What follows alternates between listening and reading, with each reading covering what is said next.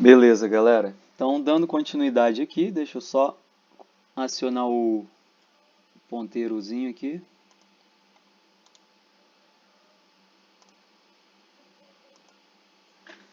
Então, dando continuidade, então, o assunto de hoje é ecologia de comunidades e interações ecológicas.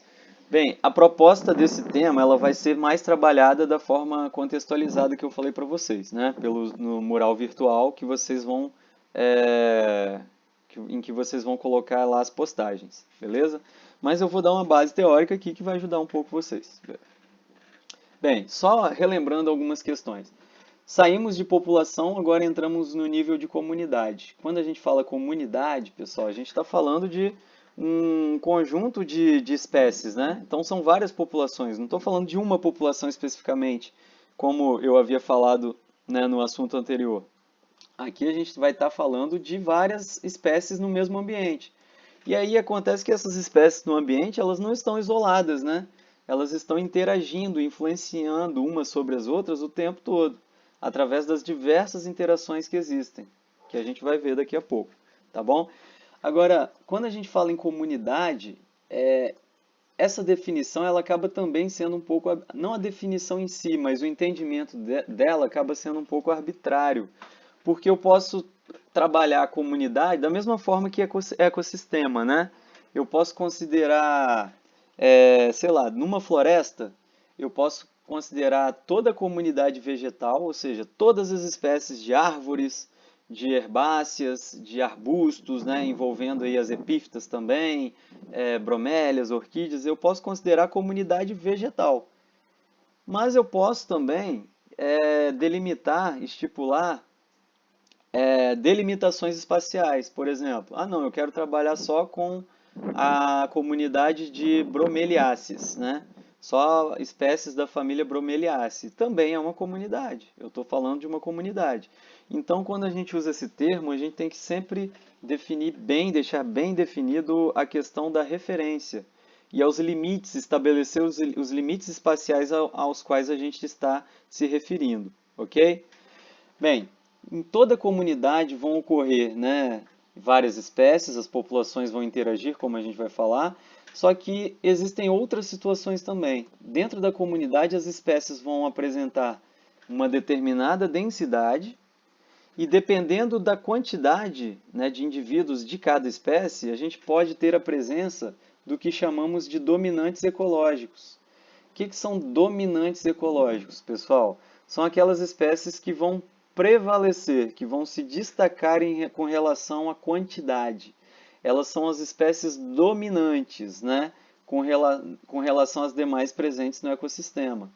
Por exemplo, né, quando a gente pega vamos pegar um lago, né? Num lago eu posso ter, num lago eutrofizado, eu posso ter, avaliar minha comunidade fitoplânctônica, e ali naquele fitoplâncton tem várias espécies de microalgas. Só que tem uma ou duas espécies ali de cianobactérias, por exemplo, que estão se destacando. Elas estão em densidades, ou seja, quantidades por volume maiores do que as demais. Esses então são os dominantes ecológicos, né? Se a gente vai para uma região, por exemplo, Mata Aberta de Clusia, né, uma região em que um dos dominantes ecológicos é a própria espécie de Clusia, né, que é uma espécie que se destaca naquela fisionomia. Então, cada ecossistema ele pode ter a presença de um ou alguns dominantes ecológicos, é o mais comum. Em geral, ecossistemas com riqueza, né? Riqueza está relacionado à variedade de espécies, né? Então, ecossistemas com grande riqueza de espécies, elas têm sempre a presença de alguns dominantes ecológicos. Essa riqueza, as espécies elas não são distribuídas de forma uniforme, tá? Claro que quanto mais uniforme é o mais desejado na maioria das vezes, né? Porque quando a distribuição é mais uniforme, isso significa que o ambiente apresenta uma diversidade maior, tá? Uma coisa é você ter uma, duas, né? Sei lá, vamos pegar um exemplo aqui. Uma coisa é você ter aqui, ó, uma, duas, três espécies. Você tem uma espécie de bolinha, duas de X e duas de quadradinho. Outra coisa é você ter uma, duas... Vou aumentar aqui um pouquinho. Só para vocês entenderem o X da questão. Então, uma coisa é eu ter uma distribuição que é mais aproximada, né? 1 e 2 indivíduos para cada espécie é um número próximo. Agora, quando eu vou aumentando essa disparidade entre as espécies, ou seja, uma tem 1, outra tem 4, outra tem, sei lá, 10, ou mais de 10, né, que eu coloquei aqui. Então, isso aqui, ó, essa situação segunda aqui é uma situação de menor uniformidade. Se ela tem menor uniformidade, ela tem menor diversidade. Entenderam? A diversidade ela não está relacionada somente à quantidade de espécies, e sim também como essas espécies estão distribuídas. Se elas estiverem distribuídas de uma forma mais equânime, né, ou equitativa, eu terei uma diversidade maior. Se elas estiverem, né, como é esse caso aqui, ó, estão distribuídas de uma forma mais parecida. Se elas estiverem distribuídas de uma forma mais diferenciada, né, muitos indivíduos de uma espécie e pouquíssimos de outra, eu tenho menor diversidade. Tá? Só para vocês entenderem um pouco esses conceitos aí que podem surgir daqui para frente. Bem, um outro conceito importante quando a gente fala de comunidade é o de ecótone, né? Ou ecótone, né? O que seria esse ecótone ou ecótono? Né? Tem as duas formas estão corretas. Seria uma região de transição, a gente chama de zona de interseção entre dois ou mais ecossistemas. Então, por exemplo, se eu estou saindo aqui do Cerrado brasileiro e estou indo em direção a, sei lá, ao Pantanal, aqui no meio não muda de uma hora para outra, né? Não é assim, Cerrado, Pantanal, de uma forma abrupta. Em geral, a gente tem uma zona de transição, de transformação. Essa zona de transição, então, que é chamada de ecótone, costuma ser uma região que apresenta espécies dos dois ecossistemas adjacentes. Então, ecótones são regiões de grande interesse em termos de preservação ambiental, simplesmente porque costumam reservar uma grande diversidade, tá bom? Por apresentar espécies tanto de um tipo de ecossistema quanto de outro, ok? Bem, quando a gente fala de comunidade, tem outra palavrinha que é bem importante com relação à sua descrição, que é a estrutura. O que é a estrutura de uma comunidade? A estrutura ela está relacionada a como esses organismos estão distribuídos naquele ecossistema, né? Ou seja, estrutura está relacionado à distribuição dos indivíduos no ecossistema, tá? E aí, a gente pode falar de duas questões. Bem, os seres vivos eles não estão distribuídos. Existem ecossistemas que são mais homogêneos, ecossistemas que são mais heterogêneos, e existem vários fatores ambientais, várias condicionantes que vão estar envolvidas na forma de distribuição desses organismos na comunidade, né? Vamos falar sobre alguns padrões e sobre as influências que são exercidas sobre eles, tá? Vamos pegar, por exemplo, no exemplo aqui da imagem, tem um gradiente de vegetação, ó. Se a gente vai andando ao longo aqui, ó, ao longo desse eixo, nesse ecossistema, será que é igual? Ó? Aqui eu tenho uma região mais aflorada, aqui eu tenho um vale, depois sobe de novo, depois essa região aflorada vai aumentando em altitude. Então aqui eu tenho gradientes, né? Se a gente perceber nessa fisionomia toda, eu tenho gradientes horizontais e eu tenho gradientes verticais, né? A quantidade de indivíduos que tem aqui do solo em direção ao dossel das árvores muda. Assim como muda também a distribuição dos organismos aqui nesse eixo horizontal, né? Se eu pegar aqui essa região mais superficial, digamos assim, essa região de vale, essa região de maior altitude, então eu tenho as variações no ambiente, tá? Essas variações vão ser influenciadas por N aspectos, né? Pelo clima, pelo relevo, pelo solo, pelos fatores ambientais, pela latitude, pela altitude. E aí, os dois principais gradientes que a gente vai falar um pouquinho aqui hoje são os gradientes altitudinal e latitudinal. Então, ó, esses gradientes eles vão influenciar na estrutura, ou seja, que está relacionada à distribuição dos organismos e também, e consequentemente, à sua diversidade, né? Se esses gradientes eles vão limitar, né, os indivíduos que estão ali, vão influenciar na distribuição, é óbvio que estrutura e diversidade estão relacionados, né? Olhem essa imagem. É muito fácil entender, né? Quando a gente pega, vamos falar primeiro dos gradientes latitudinais. Pessoal, rapidamente, né? Qual dos dois ambientes, qual dos dois ecossistemas tem maior diversidade? Uma floresta tropical ou uma floresta temperada? Pior, né? Vamos comparar uma floresta tropical, vamos pegar a Amazônia com a floresta de taiga, por exemplo, né? Qual das duas será que vai ter maior diversidade? Gente, já viram como é que é uma taiga, né? Que, né, aquela vegetação que se desenvolve lá nas regiões mais próximas aos polos. Então, uma vegetação totalmente mais adaptada ao frio, à escassez de água devido ao clima mais seco e frio, né? Então, é uma fisionomia mais homogênea, composta por alguns pinheiros e algumas herbáceas. Compara agora com uma floresta amazônica. Imagina você ali tomando água de coco e andando ali no meio da Amazônia, olhando para um lado e para o outro. Olha a quantidade de espécies que você consegue ver na Amazônia que você não consegue ver ali numa floresta de taiga ou numa tundra ártica, né? Então é lógico, gente, que o clima vai ser um fator decisivo aí para esses gradientes, né? Muito se pensou o que justifica o fato das comunidades mais próximas à linha do Equador serem mais diversas do que as comunidades que se distanciam, né? À medida que a gente aumenta a latitude, sai da latitude zero e vai para as maiores latitudes, tanto o norte quanto o sul, a diversidade ela tende a diminuir. Tem várias hipóteses para isso.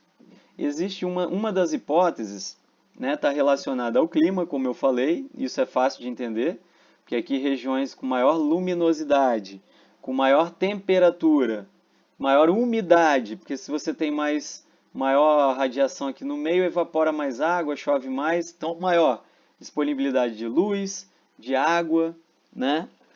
E maiores temperaturas. Isso faz com que isso é um fator que influencia diretamente na alta diversidade.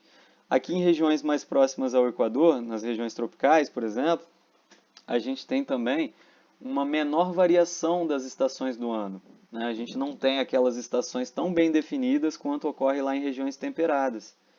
E isso faz com que ocorra uma variação, um tempo de especiação em termos evolutivos e uma variação de nichos ecológicos muito maior quando comparado a regiões de clima temperado ou de climas mais polares, né? Então, tem a questão climática, tem outras teorias também baseadas em algumas relações como de predação, efeito de predação, né? Tem algumas teorias envolvidas a tempo geológico, né? Se a gente imaginar a idade do planeta Terra, aqui na faixa intertropical, a gente teria a maior parte os terrenos mais antigos, digamos assim, do planeta Terra. Se a gente pegar desde o tempo lá de Pangeia, dos períodos que ocorreram glaciações e interglaciações, congelava quase todo o globo. Quando congelava no período glacial, aonde que não congelava? Somente ali próximo à linha do Equador, que era a região mais quente do planeta. Então, os centros de diversidade, os organismos, os seres vivos, quem assistiu a Era do Gelo entende o que eu estou falando, né? Os organismos migravam em grandes migrações para essas regiões. Então, essas regiões, ao longo do tempo geológico, então, do ponto de vista evolutivo, teriam permitido maior tempo para especiação, ou seja, formação de novas espécies, e diversificação também. Então, são várias as teorias, tá bom? O fato é que temos hoje, né, nas regiões de menor latitude, maior diversidade. Maiores latitudes, menor diversidade. A gente consegue observar também o gradiente altitudinal que eu falei para vocês. Então, o gradiente altitudinal ele está relacionado, né, à altitude.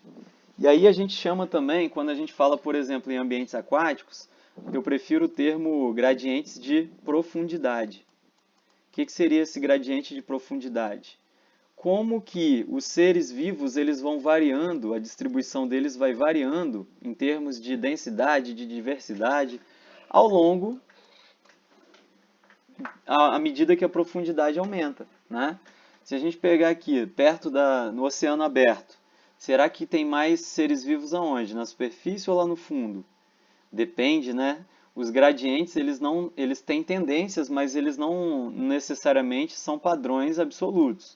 Existem situações e situações.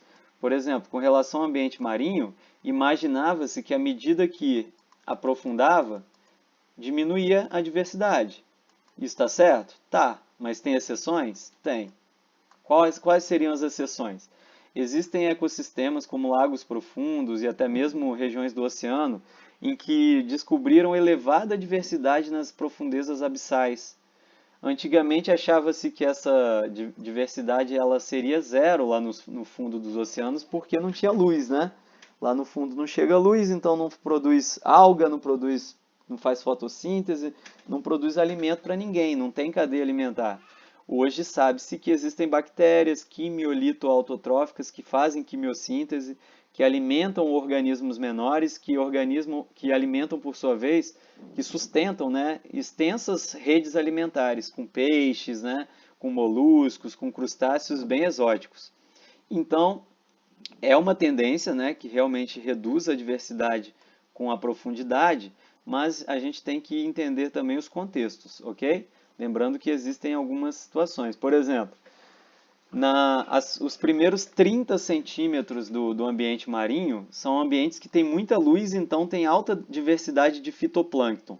Então, se eu estiver me referindo, limitando a minha escala espacial de comunidade a microalgas, que formam o fitoplâncton, os primeiros 30 metros, desculpa, eu acho que eu falei centímetros, né? Os primeiros 30 metros de profundidade vai ter muito fitoplâncton. Abaixo disso, que tem pouca luz, vai reduzir muito. Então, reduz a diversidade. São vários aspectos aí relacionados, tá bom? Nos gradientes de altitude e de profundidade. Agora, vamos lá, vamos pegar altitude no sentido mais comum da palavra, né? Altura, relacionada à altitude. Então, em geral, à medida que vai subindo, pô, as condições vão mudando, né, gente? Lá em cima o ar é mais rarefeito, aqui embaixo, por outro lado, a pressão é maior, lá em cima as temperaturas são menores, aqui embaixo, próximo ao nível do mar, as temperaturas são maiores. Então, se a gente pegar de uma forma geral o pacote de variáveis ambientais, a tendência é que à medida que aumente a altitude, reduz a diversidade, tá? Claro que, novamente, isso vai depender muito do ecossistema, né? Existem montanhas e montanhas. Existem montanhas mais antigas, que têm uma formação de solo diferenciado lá no cume, se a gente comparar com a encosta. Então, tem vários outros fatores ambientais que vão também interferir nesses gradientes. Mas, como a gente aqui está para falar de uma forma geral, né? Vocês podem colocar assim, justificando, né, de maneira geral, os gradientes de profundidade, eles de diversidade, né, reduzem com o aumento da profundidade e reduzem também com o aumento da altitude. Beleza? Vamos lá. Com o aumento da altitude, há uma diminuição da temperatura, da produtividade primária e da área disponível para ocupação. Há mudanças na complexidade do hábitat, na quantidade de recursos alimentares, nas interações interespecíficas, no balanço hídrico, na umidade, na pressão parcial de oxigênio e dióxido de carbono e a maior intensidade de radiação ultravioleta. Então, quando a gente pega o pacote de condições ambientais, né, a gente tem essa redução da diversidade com aumento da altitude, beleza? Aqui é um exemplo para vocês de uma variação de um gradiente de profundidade, né? Então, à medida que eu aumento a profundidade, muda a distribuição dos seres vivos. Esse estudo ele foi feito com a comunidade chamada de bentos. É uma comunidade de organismos que vive aqui, ó, associada ao sedimento. Estão vendo? Então, o que eu observo? Aqui eu tenho a região supralitoral, aqui eu tenho a região do mesolitoral. O que é mesolitoral, gente? Mesolitoral é a região que sofre variação das marés, né? Então, ela ora está descoberta, está exposta, né? O costão rochoso, por exemplo, quando a maré está baixa, ele não fica exposto, e quando a maré está alta, ele não fica submerso debaixo d'água. Então, essa região que sofre essa transição, essa variação, é chamada de região entre marés, ou simplesmente de região, aqui está intertidal, mas pode ser intermarés, mesolitoral também, tá? Tem vários nomes. A região que fica sempre fora da água é a chamada de supralitoral. E a região que fica sempre debaixo da água, né, é chamado de infralitoral. E existe uma região chamada circalitoral, que ela é uma região mais profunda, né? Está bem lá no fundo. Vamos nos ater aqui a essas diferentes regiões. Em ecologia, pessoal, quando a gente tem gradientes desse tipo, o que a gente observa? Ó, à medida que eu vou descendo aqui nesse costão rochoso, o que muda? As comunidades. Ó, aqui predomina, por exemplo, está predominando algas verdes. Aqui está proliferando, ó, animais pastejadores, parece um tipo de ouriço, né? Aqui já tem algas pardas, né, que são os kelpes.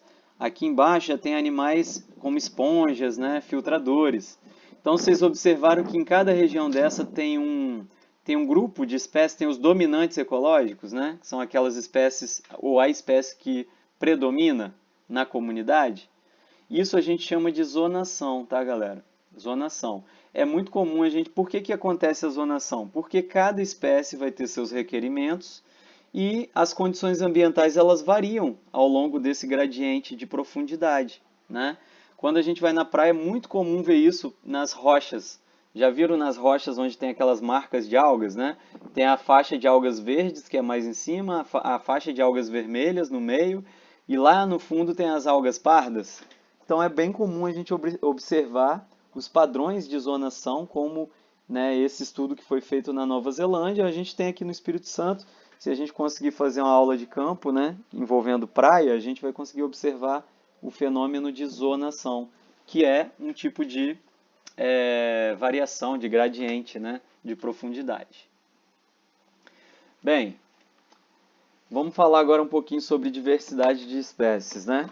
Como eu falei para vocês, quando a gente vai em direção aos trópicos, né, aqui para o meio, próxima linha do Equador, aumenta a diversidade de espécies. Né? A gente já falou os motivos, tem várias teorias, devido, por exemplo, uma é tempo geológico, né, que eu falei. Então, esses terrenos aqui, ó, essas manchas mais vermelhas e amarelas, são onde são encontradas a maior diversidade de espécies de mamíferos. E como eu falei, né, nos períodos geológicos anteriores da Terra, toda vez que ocorria uma glaciação, os seres vivos eles migravam, né, para as regiões mais tropicais, né, e ficavam em ilhas de refúgio de espécies. Isso pode ter propiciado maior diversidade nessas regiões. Além disso, tem todas as teorias que eu falei, envolvendo a questão climática, né, que maior disponibilidade de luz, temperatura, né, umidade, tem a questão do efeito da predação, né? A predação aqui, o efeito da predação na região intertropical, ela seria maior. E esse efeito da predação permitiria que controlaria melhor as populações, permitindo que elas tivessem maior chance de competitividade, fazendo com que explorassem então mais nichos ecológicos distintos, tá? Mas são teorias, né? Algumas são plausíveis, mas são difíceis de testar, principalmente as que envolvem a idade geológica da Terra. A gente tem indícios, mas é difícil você comprovar cientificamente algumas coisas, mas são hipóteses bem plausíveis, tá bom? Aqui com relação a anfíbios, a mesma coisa, né? A linha aqui, ó, na faixa do vermelho e do amarelo é onde tem maior quantidade de espécies de anfíbios. Estão vendo? Não é à toa, para anfíbios, para mamíferos, para plantas também, ó. Quando a gente pega esse gráfico e projeta para plantas também, olha onde se concentram centros de diversidade vegetal em termos de plantas, né? E aí isso tudo é motivado por vários fatores, como eu falei, o clima quente e úmido, a, aqui nessa região intertropical, a variação sazonal ela é bem menor ou não existe, né? Então você não tem aqueles efeitos das estações do ano, você tem uma condição mais estável de luz e temperatura. Isso permite também maior estabelecimento, né, e diversificação das espécies nessa faixa. Então tem várias características aí que favorecem. Aqui é um mapa mostrando os diferentes domínios climáticos do planeta, né? Mostrando aí ó, os climas quentes, obviamente, né, relacionados aqui mais às regiões intertropicais, e isso diretamente relacionado à diversidade. E essa animação ela mostra a produtividade primária líquida. Produtividade primária líquida. Vocês lembram o que é isso, gente? Produtividade primária está relacionada, é uma taxa, né? Então ela está diretamente relacionada à taxa fotossintética. Poxa, taxa fotossintética é o que faz a planta, o organismo autotrófico, produzir biomassa, né? Produzir energia, acumular energia. Bem, se é uma taxa, é produção de energia, né? Ou de açúcares ou de biomassa por tempo, né? E onde que é mais rápido? Se é uma taxa e ela é maior aqui nas regiões intertropicais, isso significa dizer que essas regiões que têm maior disponibilidade de luz, umidade e temperatura, né, elas também vão ter uma maior taxa fotossintética que vão culminar com a maior produtividade primária líquida. E isso pode ou não estar relacionado à diversidade. Em ecossistemas naturais estáveis, em geral, essa elevada produtividade primária líquida, ela está relacionada à alta diversidade. Mas a gente tem que lembrar também que existem ambientes de elevada produtividade primária líquida que são extremamente pobres em termos de espécies, né? Por exemplo, uma monocultura, né?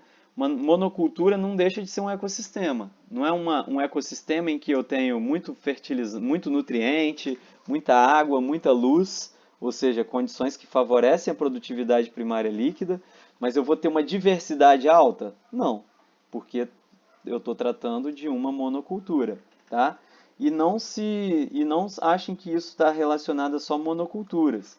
Em ecossistemas terrestres também, naturais, por exemplo, inícios de sucessão ecológica são dominados por espécies de crescimento rápido, que têm uma produção primária líquida, né, bem alta, uma produtividade primária líquida bem alta. E essa produtividade primária líquida alta, ela ela é uma característica dessas próprias plantas de crescimento rápido, né? E elas acabam dominando esses inícios de sucessão ecológica, tá? De uma forma até natural. Então, a produtividade ela pode ou não estar atrelada, né, à diversidade, ok? Claro que para os ecossistemas aqui tropicais que a gente está falando, né, vegetais, ela está relacionada sim, beleza? Bem, e aí, como eu falei, né, a produtividade primária ela está relacionada à estabilidade ambiental, à heterogeneidade espacial e à presença de espécies mais competidoras, que são chamadas de K-estrategistas, né? Por exemplo, é, espécies competidoras elas vão estar mais relacionadas a ambientes mais maduros, enquanto espécies menos competidoras e mais oportunistas, digamos assim, vão estar relacionadas a ecossistemas mais recentes, recém-formados. São as espécies chamadas de R-estrategistas. Eu vou voltar a falar desse assunto, tá? Não precisam se assustar não, mas só para vocês entenderem, se eu pegar numa floresta, as gramíneas, né? Depois que um campo é abandonado, né? Um campo lá é uma área de pastagem abandonada. As primeiras espécies vegetais que vão se desenvolver naquele campo que foi abandonado são gramíneas, que crescem rápido, né? Então são espécies R-estrategistas. Elas têm um crescimento muito rápido, uma produtividade primária líquida muito grande também. À medida que o tempo passa, elas vão sendo substituídas por espécies de porte maior, como arbustos, né, e algumas árvores, né, que vão se estabelecer naquele ambiente e vão ficar até o final. São plantas de crescimento mais lento, mas que são altamente competitivas, né? ou seja, elas conseguem garantir se manter, gastam muita energia para se manter, ao invés de gastar para se reproduzir, como as gramíneas fazem. Então são estratégias de sobrevivência diferentes, né? Isso eu dei exemplo para plantas, mas serve para animais, para qualquer outro organismo. Bem, aqui é um outro exemplo, pessoal, mostrando a estrutura de uma comunidade de vegetais. E observe que a gente tem aqui por exemplo, uma floresta interior. E aqui a gente tem os limites, né, que são as bordas. Né? O que seriam essas bordas? As bordas são os limites. Essas bordas podem ocorrer de várias formas. Existem bordas que são mais abruptas, né? Por exemplo, aquelas que vêm de um processo de fragmentação devido a desmatamento, queimadas, né? Então, um processo de desmatamento do ecossistema adjacente, deixando um fragmento de ilha, aqui uma ilha de floresta. Então, quando a gente sai aqui desse fragmento, quando a gente sai dessa área desmatada, você já cai na ilha, no resquício, né? No que sobrou dela, né? Na verdade. Então, isso é uma borda abrupta. Por outro lado, tem bordas que são mais transitórias, né? Que elas apresentam uma certa transição com o passar do espaço, tá? Então, existem esses dois tipos de borda e claro que o tipo de borda vai influenciar diretamente no ecossistema que está limitado por essas bordas, ok? Ó, essa comunidade pode, por vezes, ter composição mais parecida com uma ou com outra comunidade adjacente, né? Bordas abruptas causadas particularmente por desmatamentos causam fortes efeitos na estrutura e composição de comunidades. Daqui a pouquinho eu vou falar um pouquinho dos efeitos, que vocês já devem ter ouvido esse termo, né? Efeito de borda.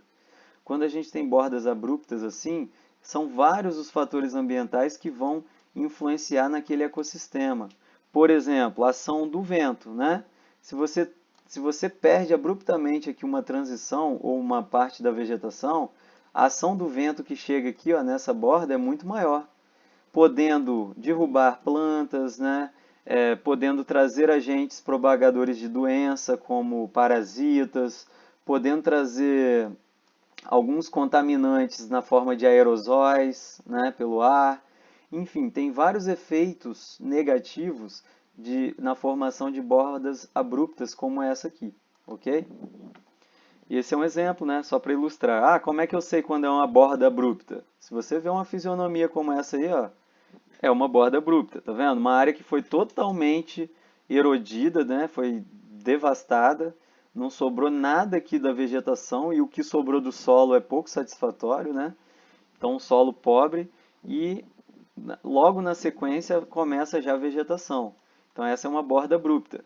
Com certeza, gente, esse ecossistema aqui, essa comunidade vegetal, ela vai sofrer muito devido a esse efeito de borda. Isso não é interessante, a gente pensando em conservação de ecossistemas, ok? Bem, o efeito de borda, então, vai ser o conjunto de alterações microclimáticas causadas pela fragmentação de florestas, tá? O que são essas alterações microclimáticas? Como eu falei, né?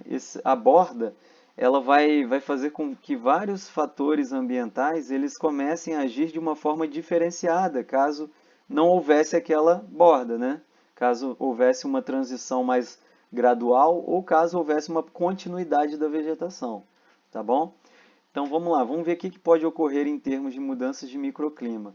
Bem, se não tem vegetação ali do lado, a radiação solar vai incidir diretamente no solo.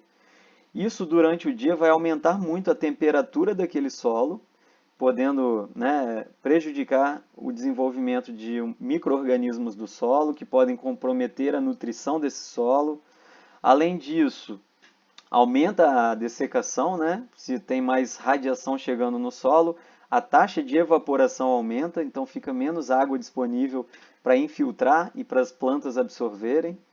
E isso vai favorecer plantas de crescimento rápido, como as pioneiras, né, que eu falei agora há pouco, que são as R estrategistas. Tá bom? Além disso, outras mudanças que vão ocorrer estão relacionadas à maior exposição da vegetação à ação dos ventos, como eu falei também, né?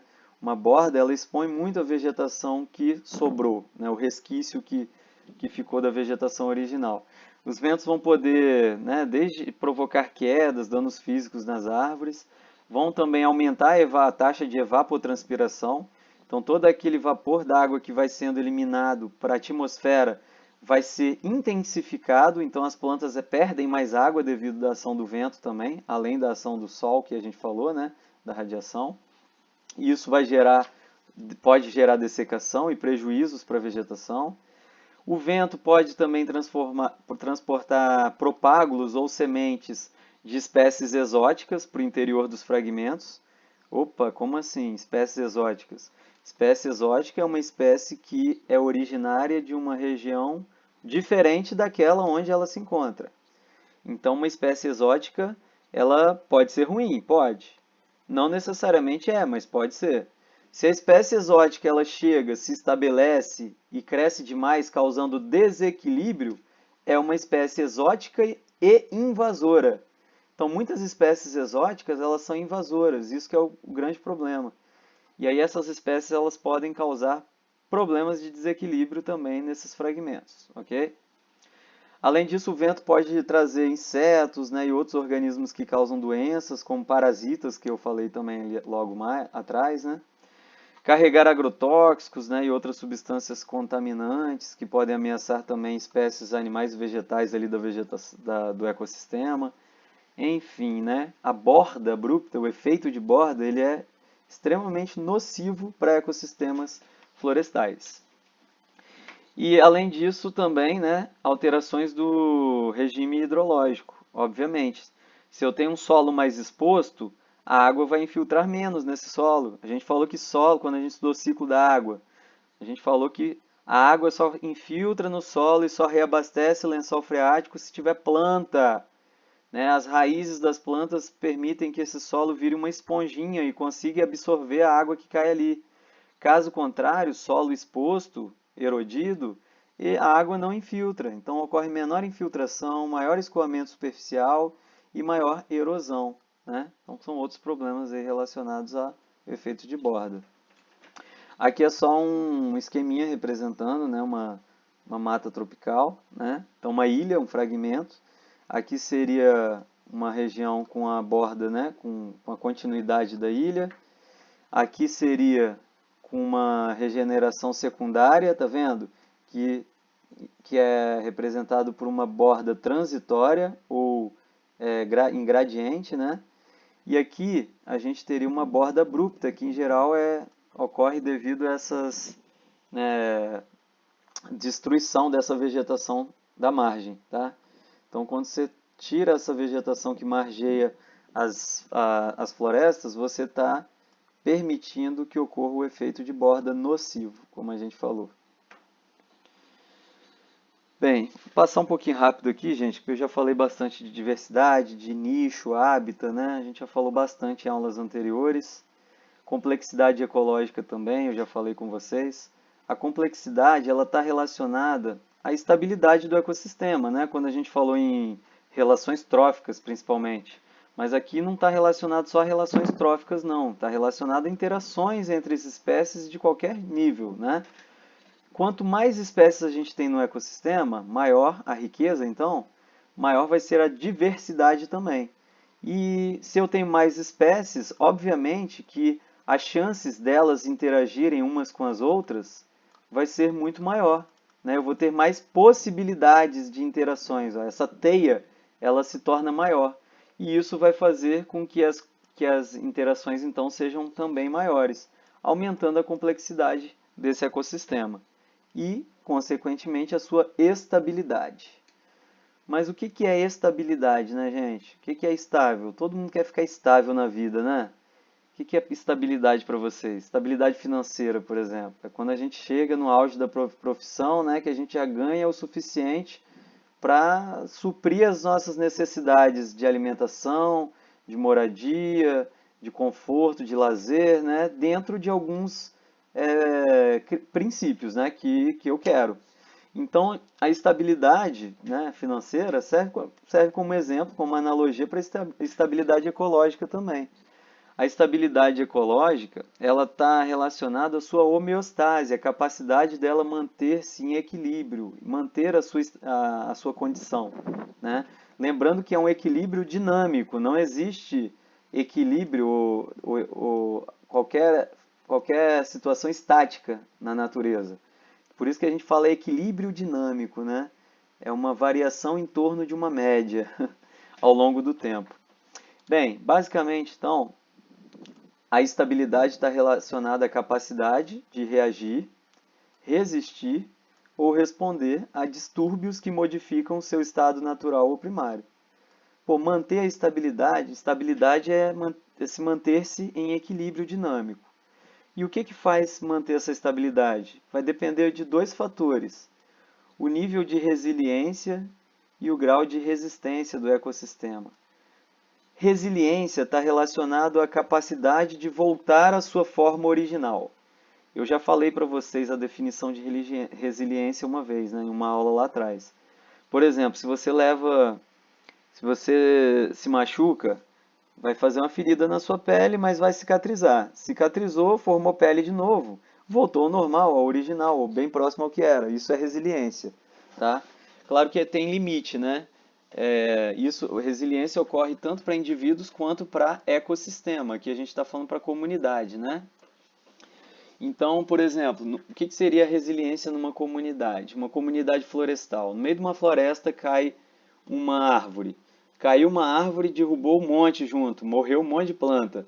Só que essa vegetação, essa comunidade vegetal, tem uma resiliência.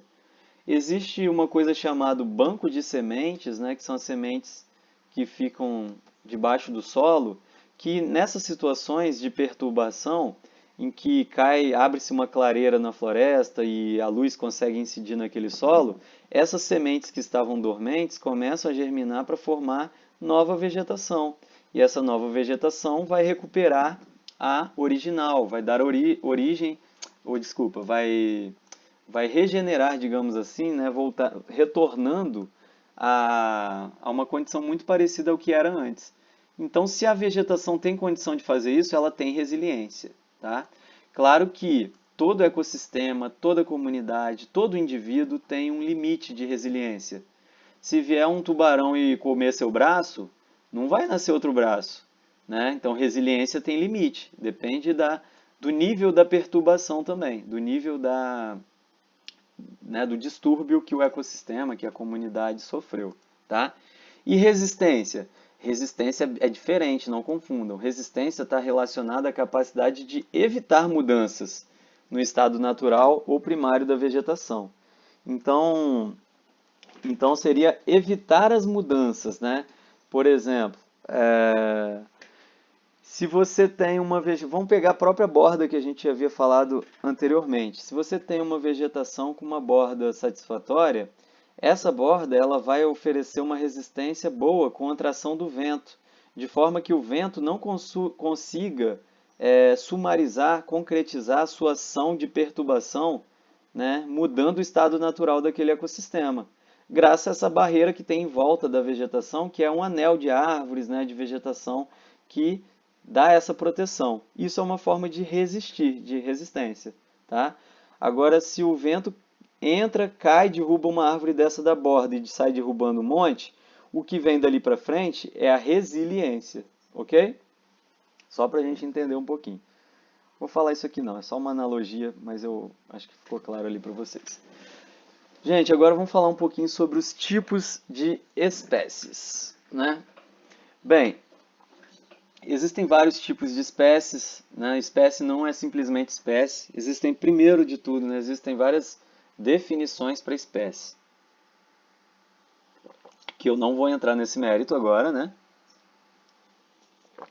Mas do ponto de vista ecológico, é importante a gente entender que as espécies elas têm papéis, têm nichos, têm representatividades diferentes nos ecossistemas, tá bom? Por exemplo, a gente tem aquelas que chamamos de espécies indicadoras ou bioindicadoras, né?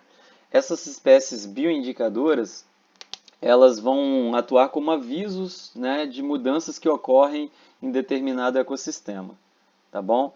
Por exemplo, né, vamos pegar quem tem propriedade rural e tem poço de irrigação, tanque de irrigação, percebe que tem época que a água fica verdinha.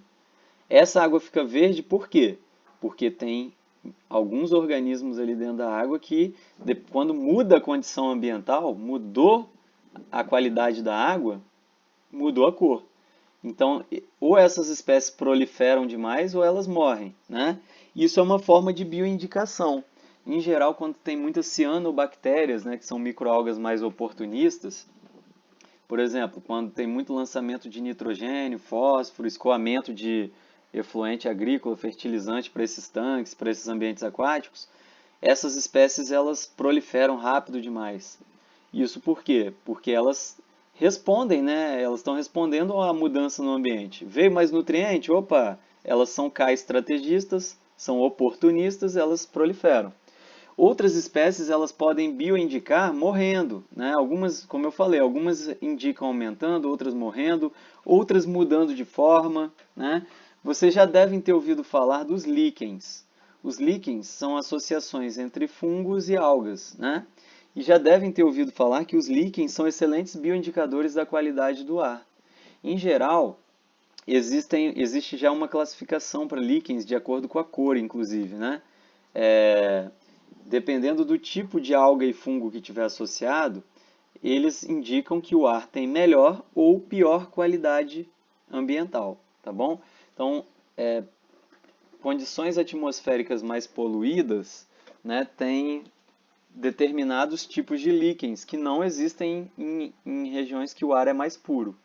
E isso é uma forma de indicar. Então, são espécies bioindicadoras, ok?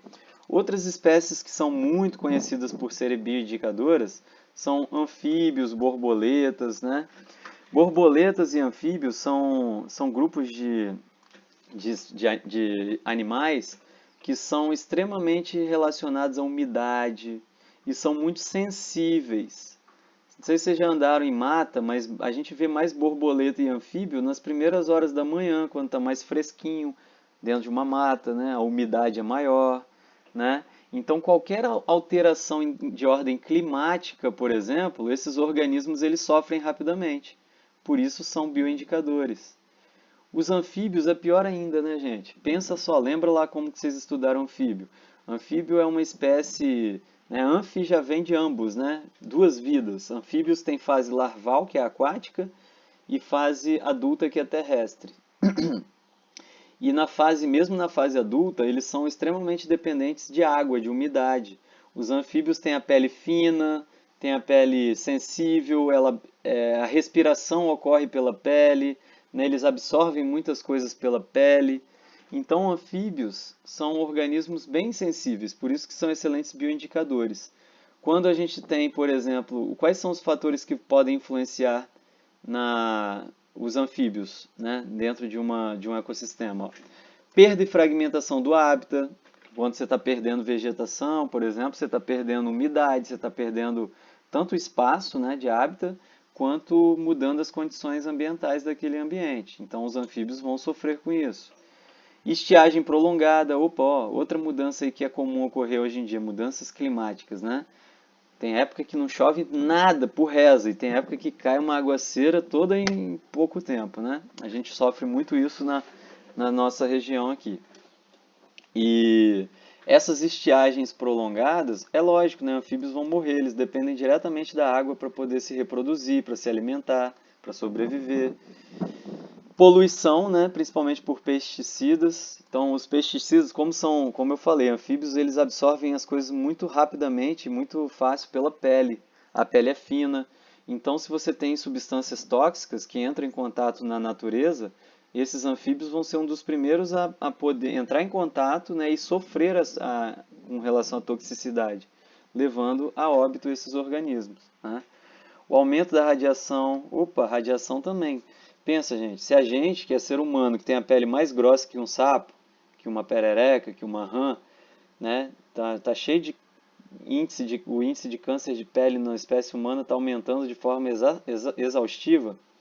Imagina para esses organismos que têm a pele fininha, o efeito que a radiação ultravioleta não pode causar.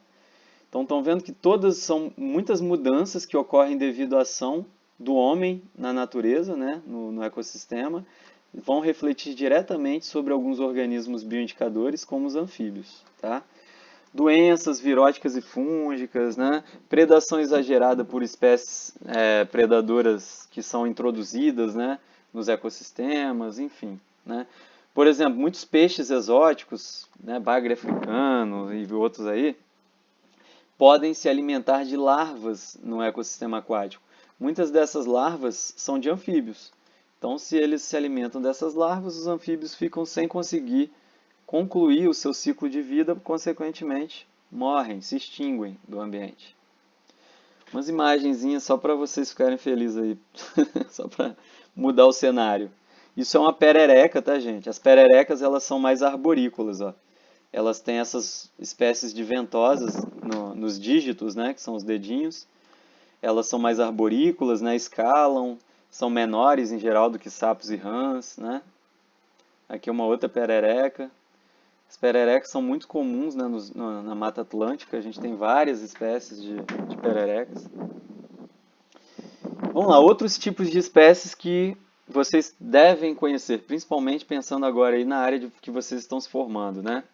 A área de ciências agrárias. Porque muitas vezes, para, né, para agricultura em sistemas agroflorestais, né, sistemas em consórcio, ou para manejo, ou para tratos, você acaba lançando mão de espécies para controle biológico, né, de pragas. Enfim, tem várias situações que o agrônomo ele precisa, né, de utilizar uma espécie diferente daquela que ele está produzindo ou que ele está trabalhando para poder obter algum benefício, né? E aí a gente tem que se atentar a alguns fatores, né? Vamos lá, vamos lembrar primeiro o que é uma espécie nativa ou autóctone. Auto, né, do próprio ambiente. Então, a espécie nativa é aquela originalmente encontrada em determinado local ou região, né? Então, ela é endêmica. Quando a gente fala em espécies endêmicas, são as espécies nativas encontradas naquela região específica, tá? Endêmicas do Espírito Santo, só ocorrem ali no Espírito Santo, tá? Então, além de nativas, elas vão ocorrer naquele ecossistema específico, tá bom? Bem, não nativa, exótica ou introduzida, também chamado de alóctone. Alo vem de fora, né? Então, espécie não nativa, exótica ou introduzida vai ser qualquer espécie proveniente de um ambiente ou de uma outra região diferente, né? Ou seja, uma espécie que não é originalmente encontrada em uma dada região, beleza? Ah, professor, já estou pensando em um monte de exemplo aqui. Tem vários, eu vou dar alguns, tá? Mas vamos continuar aqui as definições. Agora, uma espécie estabelecida. Todo mundo já deve ter pensado no caramujo africano aqui, né, na espécie exótica. Que aqui, em época mais chuvosa, ali em Santa Teresa, nossa senhora, quando a gente sai do campus, a gente atropela tanto caramujo africano, eles começam a invadir os prédios, para vocês terem ideia, né? Então, realmente é uma praga. Espécies exóticas a gente tem que ter o maior cuidado porque elas podem se tornar pragas, né? Como eu falei. Bem, uma espécie estabelecida. Espécie estabelecida é aquela espécie exótica que ela foi introduzida em determinado ecossistema e ali nesse ecossistema que ela foi introduzida, ela conseguiu se estabelecer, ou seja, ela conseguiu se desenvolver, se reproduzir e se autossustentar. Então ela conseguiu se manter no ambiente. Ela é uma espécie estabelecida. Ah, entendi, beleza. Até aqui não mora um grande problema. O problema é a etapa seguinte. Quando essas espécies exóticas que se estabeleceram conseguem se estabelecer de uma forma tão forte, que começam a avançar sobre outros ambientes, né? Aí a gente chama a espécie de invasora. Invasora. Opa, pera aí então. O caramujo africano que você falou é exótico, é estabelecido e é invasor? Exatamente, tá? É uma espécie exótica porque veio de fora, estabelecida porque conseguiu, né, se desenvolver, se autossustentar no ecossistema, só que virou praga, então é também invasora, né? Porque a sua densidade aumentou tanto que ela começou a invadir outros ecossistemas, onde ela não deveria ser encontrada. Então ela começou a se alastrar, virou praga de fato, né? Então isso é uma espécie invasora e é com essa que vocês têm que tomar maior cuidado aí, né, nas suas ações enquanto profissionais. Aqui, pessoal, né, para ilustrar, né, a nossa Catina fulica, uma espécie que é de origem africana, foi introduzida no Brasil lá na década de 80, com o objetivo de substituir o escargot, né? O escargot também é um gastrópode de uma outra espécie, né, que é utilizado, o escargot europeu. E na época nessa década, o brasileiro achou que poderia substituir por algo mais barato, né? Por algo que tivesse que fosse suprir essa necessidade. Acontece que esse caramujinho aqui, né, infeliz, foi importado para o Brasil, que foi criado aqui, só que ele não caiu no gosto popular. Né? As pessoas não gostaram de comer esse escargot aqui. O que acontece? Ele caiu na natureza, né? Dos criadouros, ele entrou em contato acidentalmente, né? Não se sabe exatamente qual o momento, né? Qual a situação. Mas ele, né, dos criadouros, ele entrou em contato com ecossistemas naturais, se estabeleceu e hoje virou uma praga. Você vê caramujo africano de norte a sul do Brasil, por tudo quanto é lado. Caiu, por que que virou uma praga? Porque essa espécie exótica ela não encontrou muitos predadores naturais nos ecossistemas brasileiros. E quando uma espécie ela tem recurso, né, pô, ela se alimenta, né, tem alimento para ela, mas ela não tem um predador natural, ela começa a crescer indefinidamente, crescer, crescer, crescer, se reproduzir e se alastrar aí por diversos ecossistemas. Basicamente foi isso que aconteceu com essa espécie, né, de caramujo africano que hoje atormenta tanto, né, nossos ecossistemas, né? E tem um outro exemplo que eu vivi em 2005, né? A Samarco Mineração, ela importou uma espécie de caramujo também, africano, da África também, mas não esse, né, outro, para poder usar numa das etapas de tratamento de água, né, da água que ela utilizava, que ela tinha que tratar antes de ser lançada na Lagoa Maimbá. E essa espécie, em um dos tanques que eles usavam como bioindicadora, né? Então era tipo um ensaio ecotoxicológico para ver taxa de sobrevivência desses caramujos. Acontece que esses caramujos, um dos tanques transbordou, esses caramujos eles entraram em contato com o meio ambiente ali do entorno e chegaram na Lagoa Maimbá. Então não sei como é que está hoje, né? Porque a Samarco já pagou por isso, já foi multada, não sei como é que foi a remediação desse problema. Mas não sei se ainda existem esses caramujos lá. Mas até os primeiros anos depois que ocorreu esse incidente, a gente andava ali na beira da lagoa e via naquelas taboas um monte de ovinho e um monte de concha desses gastrópodes, que eles também se tornou uma praga. Entrou naquele ambiente e não tinha predador natural. Então a gente tem que ter muito cuidado, né? Toda vez que uma espécie vai ser utilizada, uma espécie exótica principalmente, tem que ser feito um estudo minucioso, né, dos riscos, né, de desequilíbrio ambiental, principalmente que elas podem causar se caírem no meio. Essa aqui é a Leucena leucocéfala, é uma espécie forrageira. Ela foi trazida lá do México, né, da região do México, para o Brasil para ser usada como forragem para pasto, para gado, né? Acontece que é uma espécie de leguminosa extremamente agressiva, muito competidora. E aí o que que aconteceu? Além de forrar os pastos, né, ela serve de alimento para o gado. Como ela é muito competitiva e se reproduz muito rápido, ela começou a se alastrar para além dos pastos. E aí ela começou a invadir ecossistemas naturais, outras regiões em que ela não era interessante e causar desequilíbrios.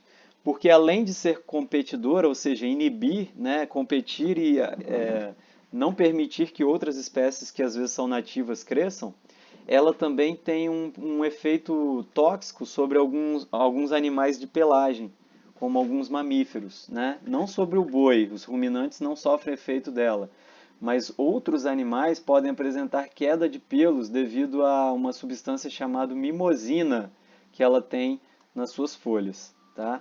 Então, outros animais que porventura comam essa planta podem se intoxicar ter perda dos pelos e inclusive morrer, tá? Então é uma espécie exótica e invasora também, né? Que causou danos aí no Brasil. Bem, existem várias, eu trouxe só esses dois exemplos, vocês podem pesquisar aí mais, né, se tiverem interesse. Podem inclusive trazer para a atividade que eu pedi para vocês para a semana que vem, né?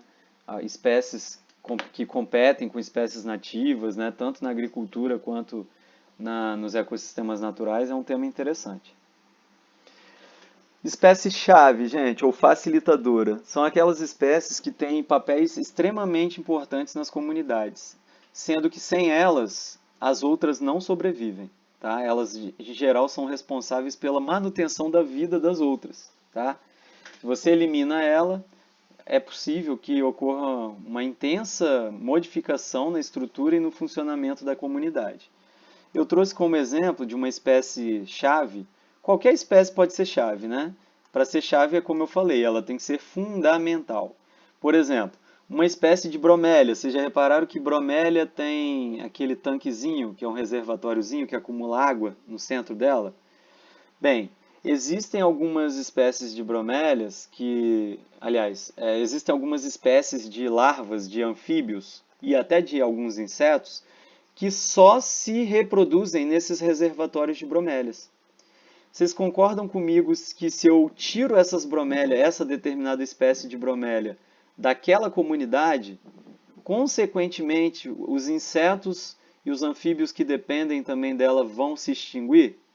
Então ela é uma espécie-chave, porque ela permite, né, a sobrevivência, a manutenção de outras espécies. Isso é uma espécie-chave. Algumas espécies chaves também são chamadas de fundadoras, como essa aqui, ó. Esse exemplo aqui da Clusia, Clusia hilariana. A Clusia é uma espécie de restinga, pessoal. Tomara que a gente consiga fazer a visita técnica lá no Parque de Setiba, no Paulo César Vinha, porque a gente vai conseguir ver isso e é bem legal, fica bem aplicado esse conhecimento de espécie-chave e fundadora.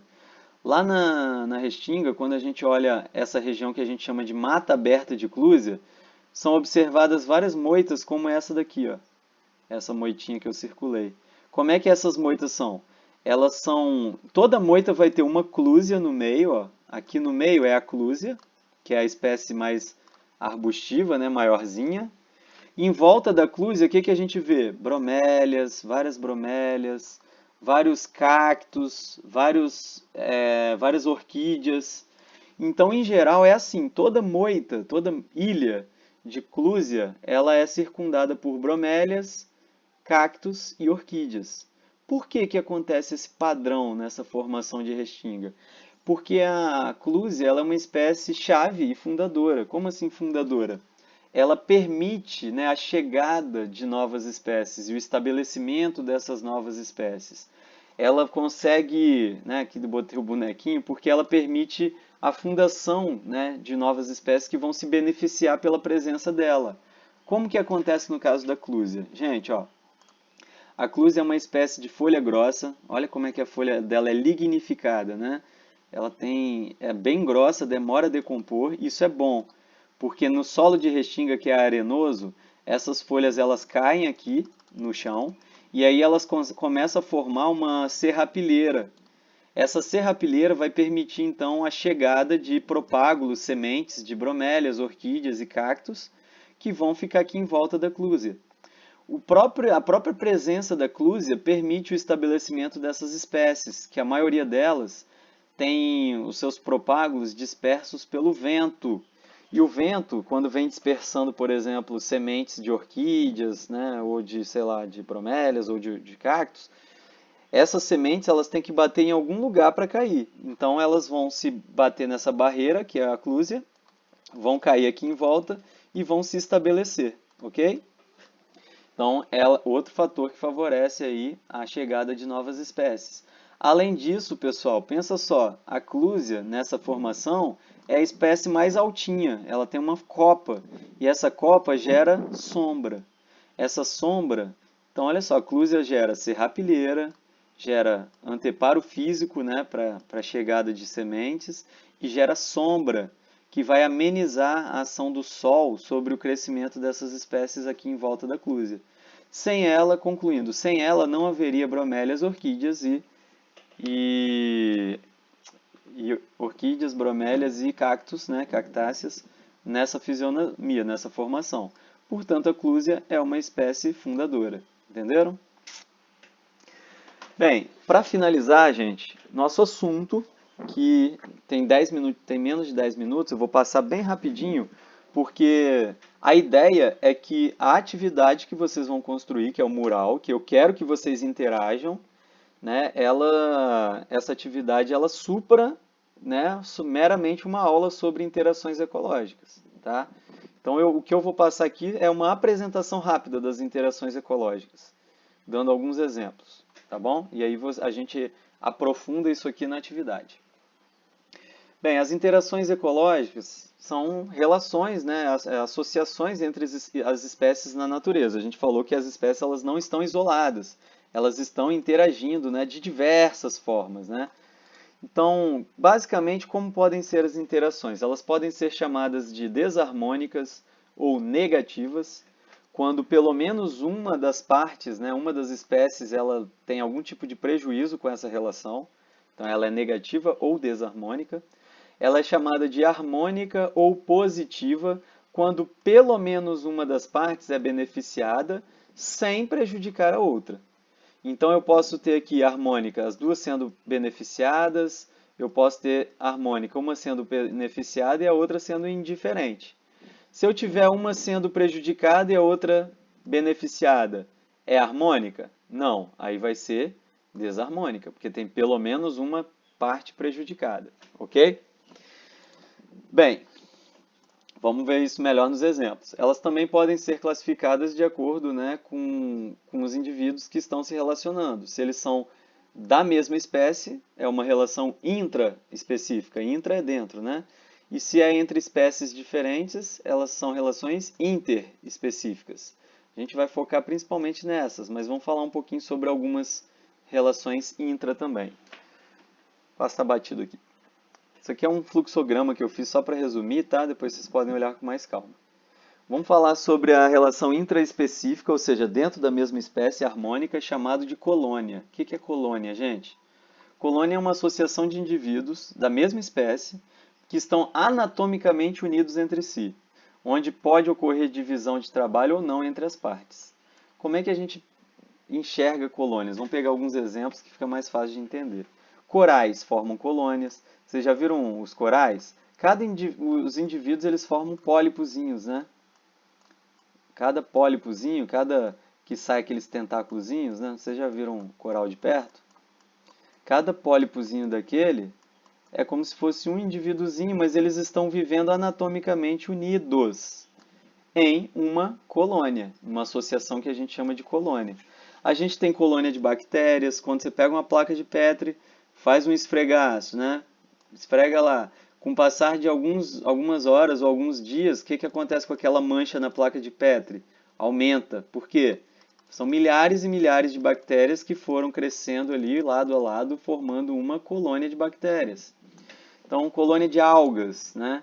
A gente tem aqui na imagem um exemplo de uma cianobactéria chamada Merismopédia que forma colônias também.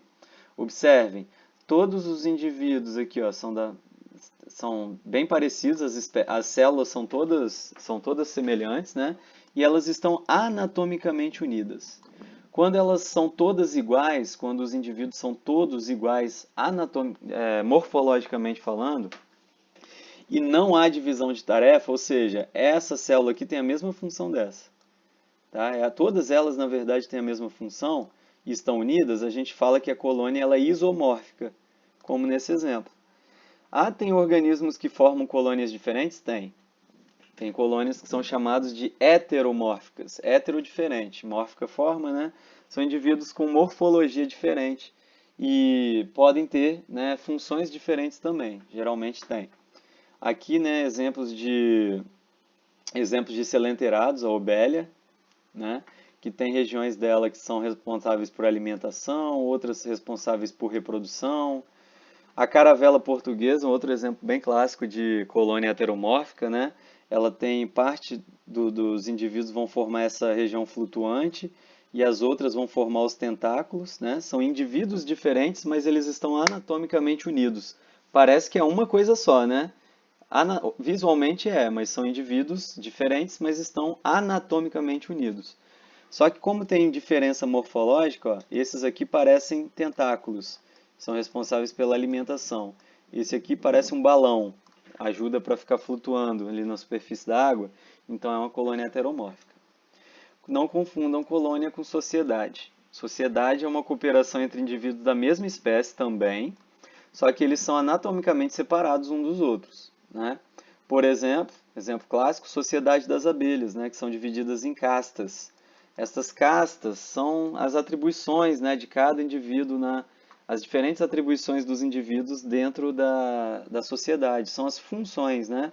Então você tem a rainha, que tem um papel reprodutivo principal, operárias, né, que vão trabalhar ali na coleta do pólen, do néctar, o zangão, que tem a função também de copular a fêmea, a rainha. Então tem vários, os indivíduos eles têm funções bem definidas dentro da sociedade.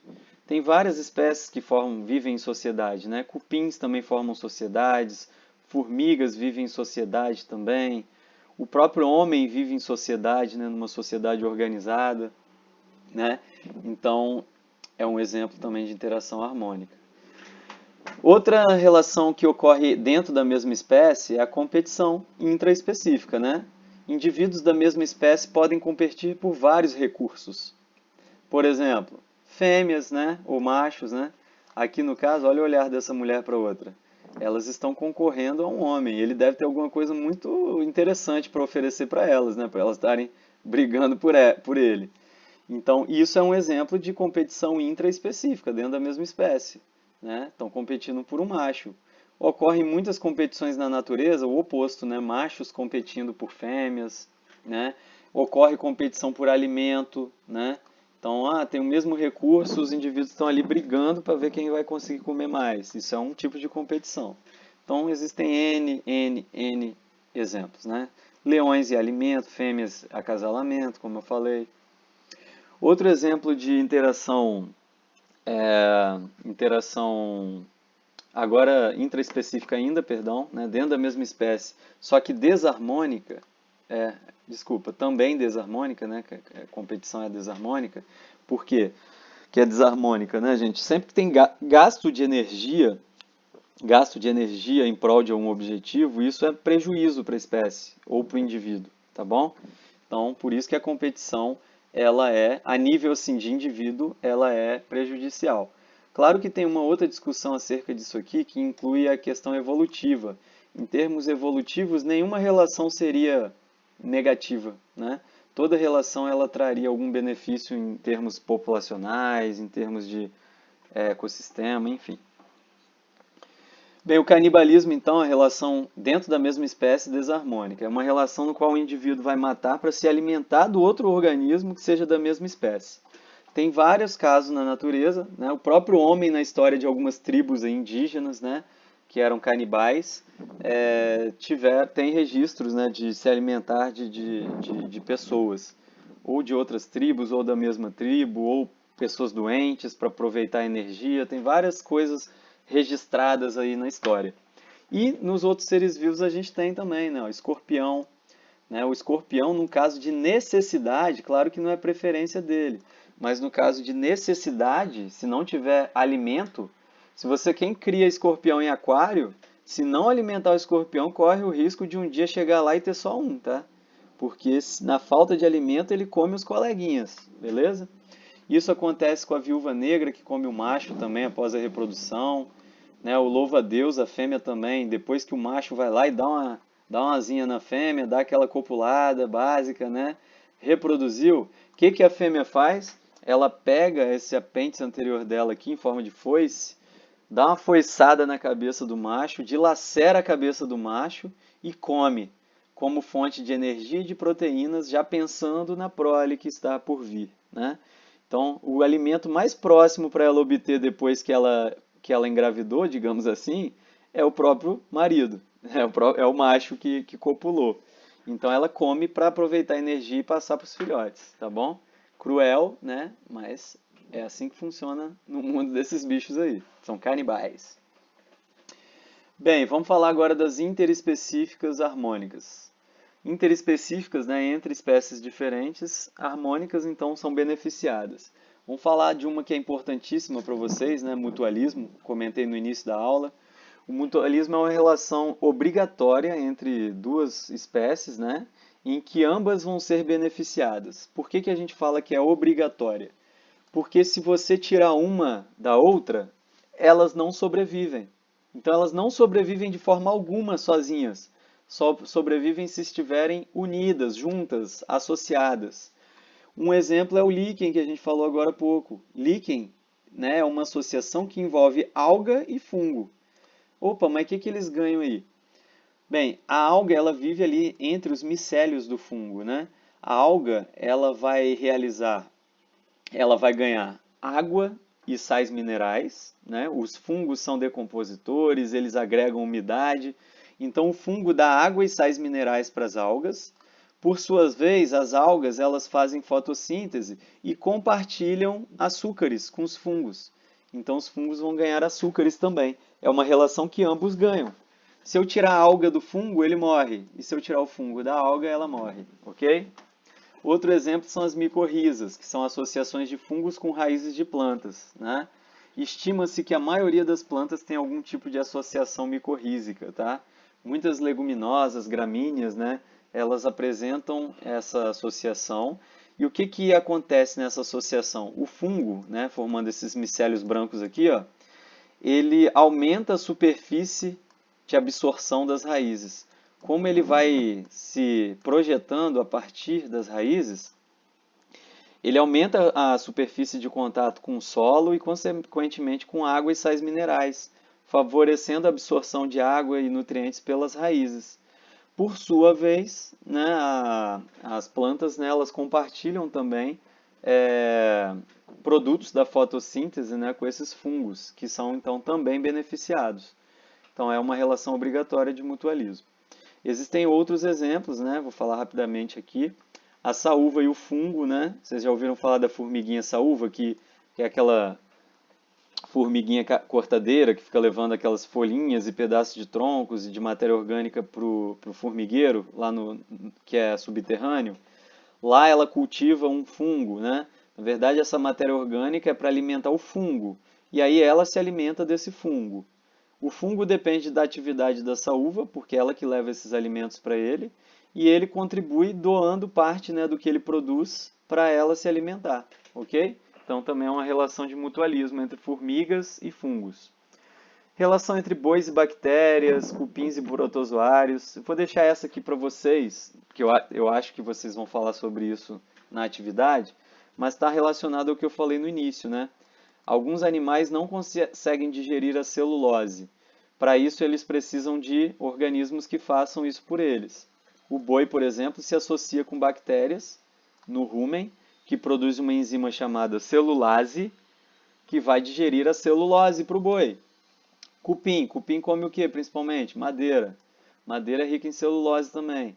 No caso de cupim, não são bactérias, são protozoários, que conseguem digerir a celulose para eles, né, e eles se beneficiam dessa relação. Então, as bactérias e os protozoários aqui nos bois e nos cupins vão ganhar o quê? Vão ganhar abrigo, proteção, alimento.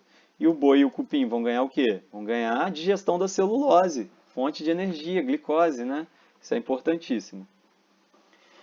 Protocooperação, cooperação, né? Então é um cooperando com o outro. Uma protocooperação é uma relação que ambos são beneficiados, tá? Mas diferente do mutualismo, a protocooperação ela não é obrigatória, ou seja, os seres vivos podem viver de modo independente. Se estiverem juntos, são beneficiados. É uma relação mais, então, né? Só que se estiverem separados, não morrem, como ocorre lá no mutualismo. Exemplo, paguro e anêmona. Paguro é esse crustáceozinho aqui, ó, que a gente vê muito nas praias, no costão rochoso, que vive dentro de uma conchinha de um gastrópode, né?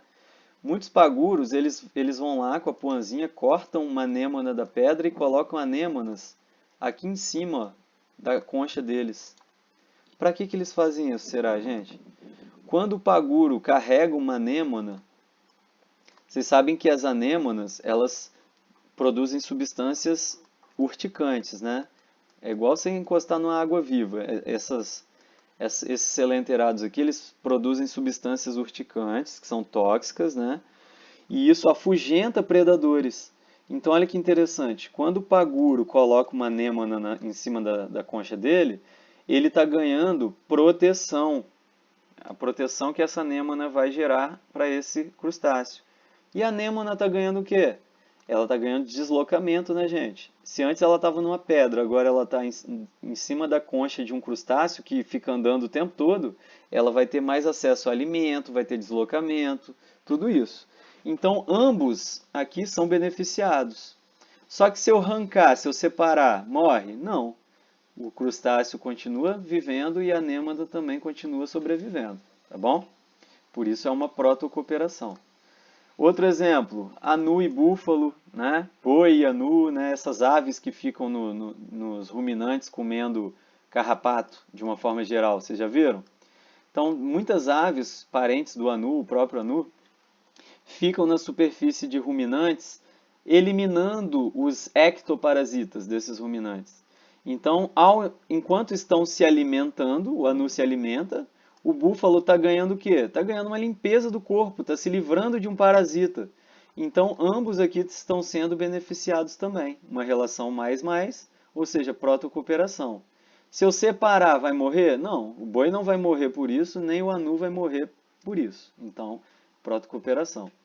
Um outro exemplo aqui que eu coloquei, pássaro, palito e jacaré, uma imagem bem típica. Já viram um jacaré com a bocarra aberta e um passarinho ali no meio dos dentes comendo, se alimentando de resto de alimento dos dentes do jacaré? E ele não come o passarinho. Por quê? Porque com o passar do tempo, essa relação foi se estabelecendo e trouxe vantagem para os dois. Claro que ela não é obrigatória, mas ela é vantajosa. Então, o jacaré ganha a limpeza dos dentes, e o pássaro palito, que fica ali palitando os dentinhos do jacaré, ganha alimento, né? É uma relação também mais, ok? Exemplos de protocooperação. O comensalismo. Gente, o comensalismo ele está relacionado à relação, na verdade, né, que uma espécie ela come os restos alimentares deixados no ambiente por outra espécie. Bem, ela é uma relação mais zero. A espécie que é dita comensal, ela é beneficiada, e a espécie hospedeira, digamos assim, ela, hospedeira não é a melhor palavra, né? Mas a outra espécie associada, ela não é prejudicada. Ela não é prejudicada e também não é beneficiada, ela é neutra. Exemplos de relações de comensalismo, né? Hienas e leões. Vamos lá, vamos apelar de novo para os filminhos da Disney que a gente assistiu lá na nossa infância, né? Rei Leão agora. Quando os leões se alimentam, né, e largam aquela carcaça, por exemplo, os leões foram lá se alimentaram de uma zebra. Eles comeram até se saciar, mas muitas vezes eles abandonam ali a carcaça e a carcaça da zebra ainda tem carne. Né? O que é lixo para uns é luxo para outros. Então as hienas vão lá se aproximar da carcaça do que os leões deixaram e vão comer aquele restante. Então elas estão se alimentando de restos. Então as hienas são comensais de leões, tá? Claro que elas não fazem isso enquanto os leões estão ali, elas esperam, né, uma situação segura. Então, mas vocês podem reparar, né, nesses documentários de savanas africanas, perto de todo bando de leão, geralmente tem um bandinho de hienas que fica mais distante. Elas não se aproximam muito não, porque se aproximarem muito elas podem virar presas dos leões, né? Mas à distância elas conseguem se beneficiar, porque quando os leões vão deixando os alimentos, quando vão indo para outros lugares, elas vão indo lá e comendo os restos. Mesma coisa acontece com o tubarão e com a rêmora. A rêmora é esse peixinho aqui que acompanha os tubarões. O tubarão não come esse peixe, a presença dele não incomoda o tubarão, né?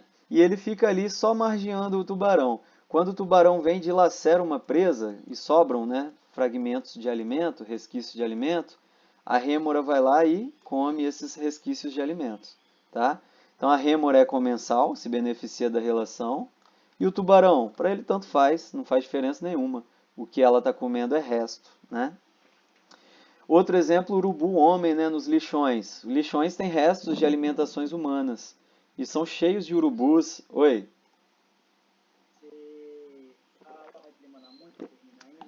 já deu a hora, né? Aham.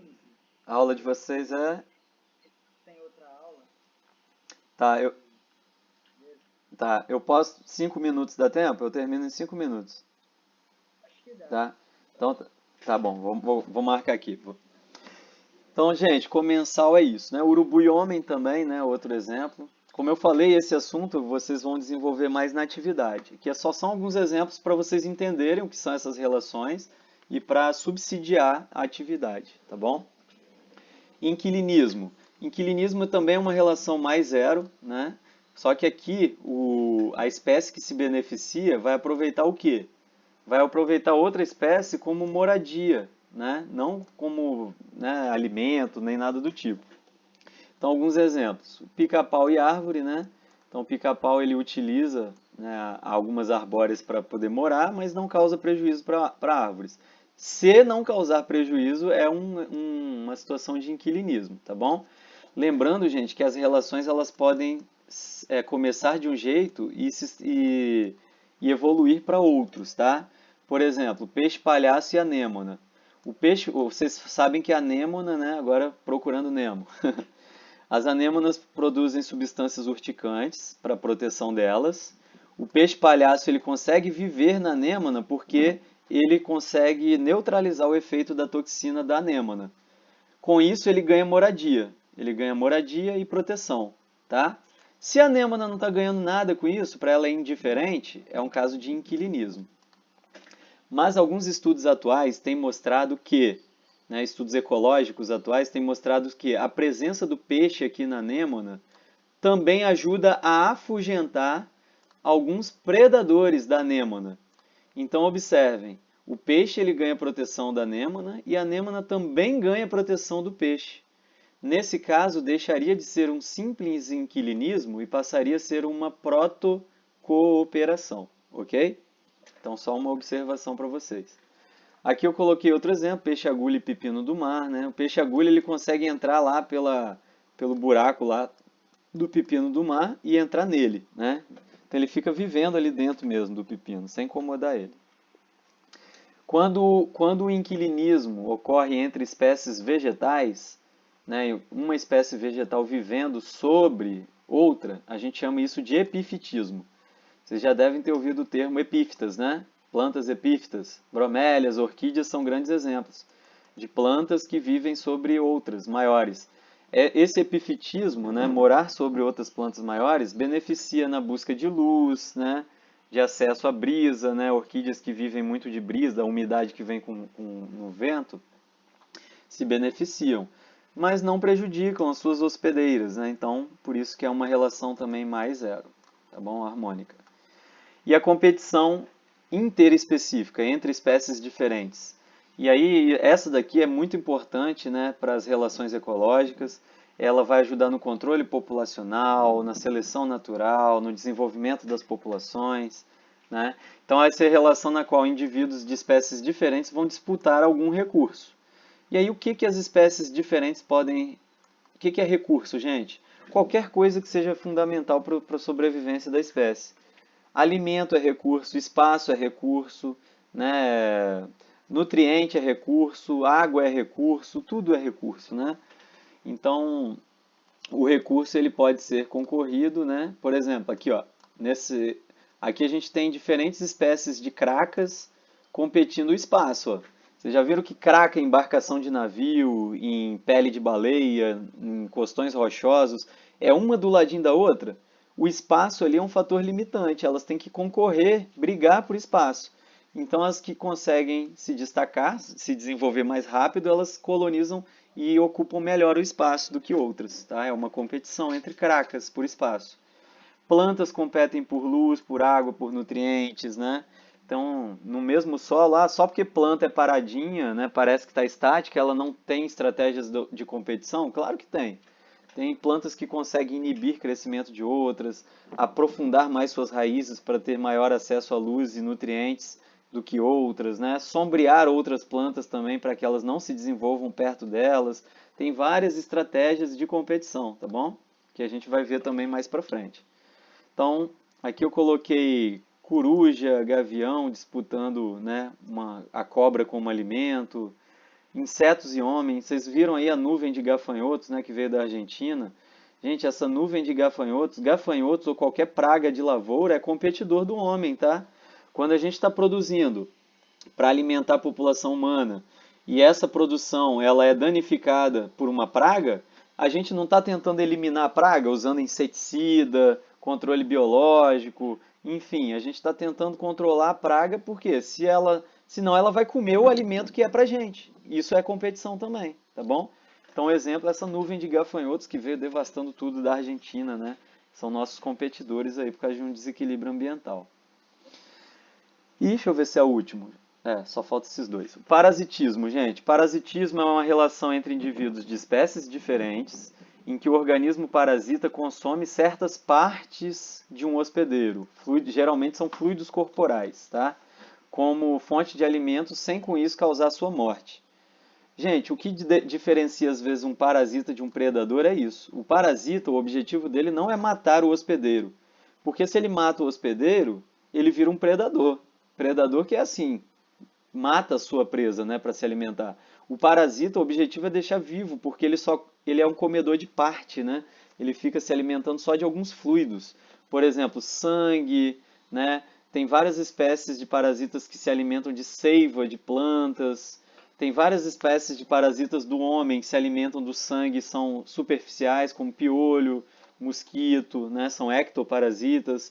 Outros são endoparasitas, né? Aqueles que vivem no intestino delgado, no intestino grosso ou em outras partes do corpo. São parasitas também que se alimentam de partes do nosso corpo, parte do que a gente ingere de alimento. Então, botei vários exemplos de parasitas, tá? Ó, o carrapato sobre o boi é um parasita, o piolho no homem é um parasita, a tênia no homem é um parasita, a lombriga no homem também é um parasita. Existem algumas espécies de plantas que são parasitas, como o cipó-chumbo e a erva de passarinho. O cipó-chumbo é um parasita total, ou holoparasita.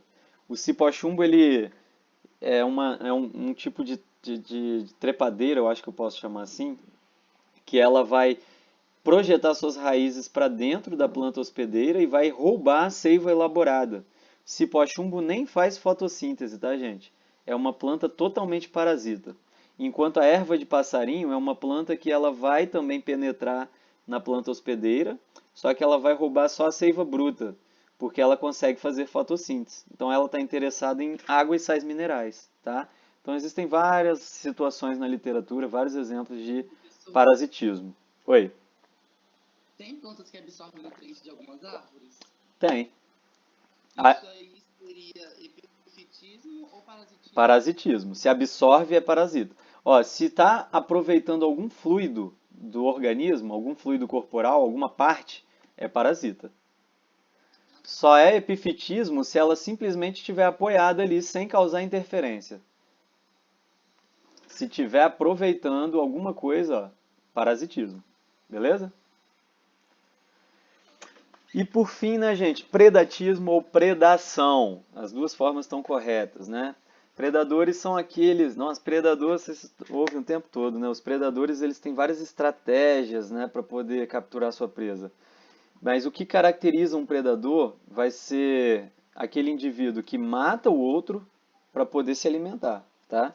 Então ele vai matar outro de outra espécie, né, para poder se alimentar. Isso é um predador. Ah, se não matar, se comer viva, se comer parte, já não é predador. Pode ser um parasita, por exemplo, tá? Então, só para não confundir.